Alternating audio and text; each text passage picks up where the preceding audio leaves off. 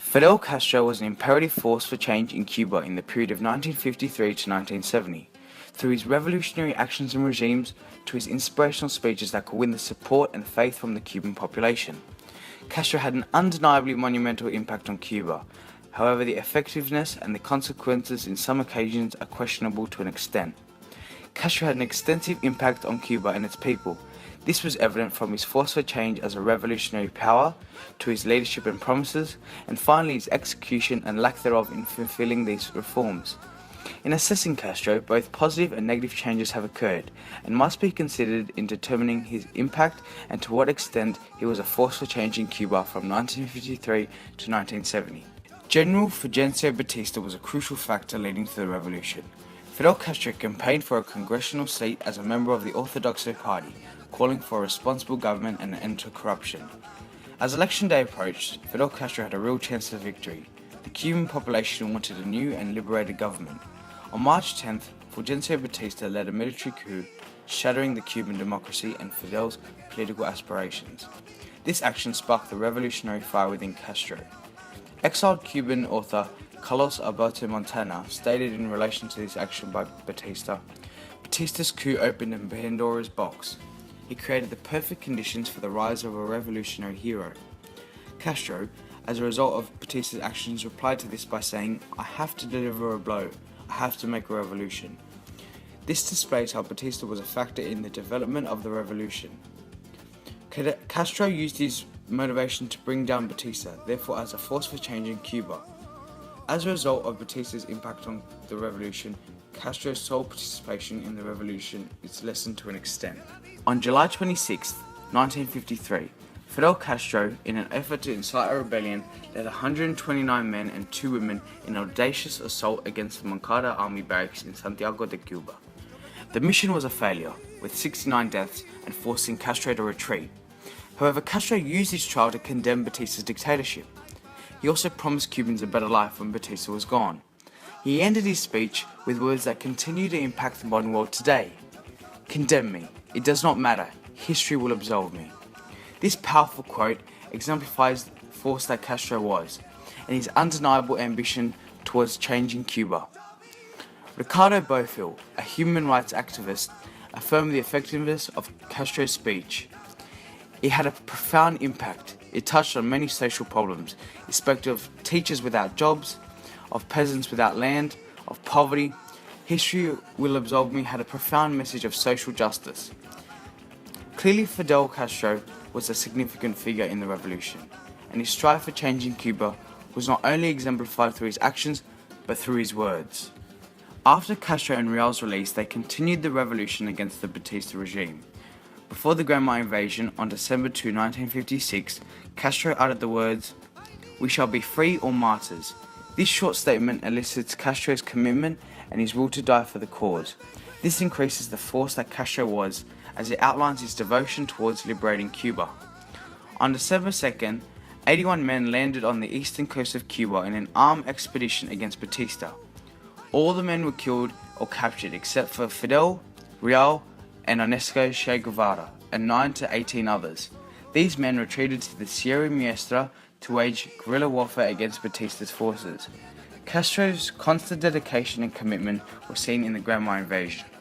Furthermore, another significant force for change that received less recognition was that of Argentine doctor Ernesto Che Guevara.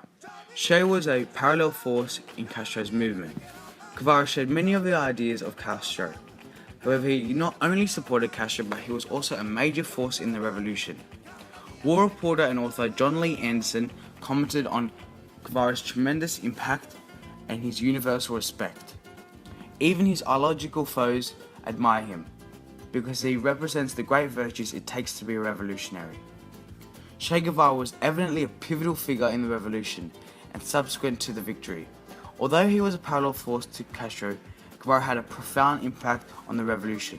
From this, we can conclude that Castro's role as a primary force for change is decreased due to the crucial influence Guevara had on the movement. Castro's movement began to increase in numbers. They started to win a string of victories over Batista's poorly armed forces. Fidel's strategy was simple. Like ping pong, he said. You hit them where they least expect it. Castro's propaganda was an effective tool in changing the values and the attitudes of the Cuban population. As the internal political support of Batista decreased and the victories against Batista's army grew, Batista fled the country on the 1st of January 1959. This was the reward for Castro's persistent ambition and determination for change. Hugo Matos, a fellow revolutionary, expressed his joy after the victory over Batista. For the rebel army, it came all as a surprise. We were euphoric on that day. We felt the spiritual satisfaction of someone who had fulfilled his duty selflessly. In this victory, Castro became a global force for change in a positive manner. In February of 1959, Castro becomes the leader of Cuba. Castro has the support of the majority of the Cuban population. It begins to run Cuba and implement reforms. Fidel Castro plans to restore the constitution, where the US intervention became problematic, which he subsequently followed through on. In addition to this, there were many reforms that Castro implemented that had a positive impact on society. These reforms involve social justice issues, access to education and healthcare. These include housing projects, half-price rents, education of peasants to read and write, and the increase in healthcare services. These positive reforms illustrated Castro as a positive force for change in Cuba. However, Castro's later actions became progressively radical and his positive image as a force for change was diminished to an extent. An increased sinister side to Castro became more evident. Hugo Matos explained this when he said, "I remember Fidel once scolded a guerrilla fighter. He was so brutal, I would stay up under my hammock thinking, what will happen in the future?" Slowly, Castro transitioned into a dictator. Batista's ideals that he despised the most began to be reflected in his own actions. After the US trade embargo, Castro began to build a self-reliant nation. However, Castro made decisions in areas of no experience, and this led to poor consequences. Castro ordered that the sugar cane fields were to be ripped up to make space for other plants, such as rice, beans, and peanuts. New roads were made too wide. The best sugarcane fields were ploughed up to make way for new crops, but there was only enough seed to plant half the fields. These were examples of how Castro was a negative force for change in Cuba. Castro executed and killed anyone who campaigned against the government and his power. This displays the totalitarian government that Castro began to run. In 1970, the Cuban government attempted to achieve an economic plan conceived in the late 1963 that hoped to break all historic sugar production records by producing a 10 million ton sugar harvest. However, the goal was not achieved. 8.5 million tons of sugar harvest was accomplished. Professor George Dominguez responded by saying, "It was nonetheless the largest sugar harvest in Cuban history, but it was a failure because the goal was not achieved. Cuban resources were destroyed. The country, instead of a free, powerful and independent, was in a state of virtual collapse." Finally, it is beyond reason to suggest Fidel Castro was a significant force for change surrounding social, political, economic and cultural areas of Cuba in the period of 1953 to 1970. However, parallel forces such as Batista and Che Guevara had a crucial impact in the revolution and subsequently after. Castro, as a force for change, can be assessed in two aspects. The first was his positive role as a revolutionary and his constructive reforms on issues such as social justice and education, but also his dictator-like behavior in executing his opposition and making decisions without collaboration. Castro, as a force, had a tremendous impact on the Cuban society, and even till this day.